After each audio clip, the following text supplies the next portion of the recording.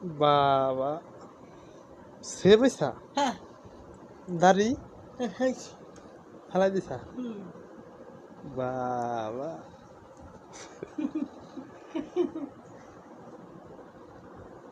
এ রহমান হ্যাঁ তোর না চুল পাইয়ে গেছে এই তো তোর চুল পাকছে না এ হে তোর না চুল পাইয়ে গেছে হুম তাহলে কি তাহলে তাহলে বিয়া করা মানে কেমবা বলছি হুম বলছি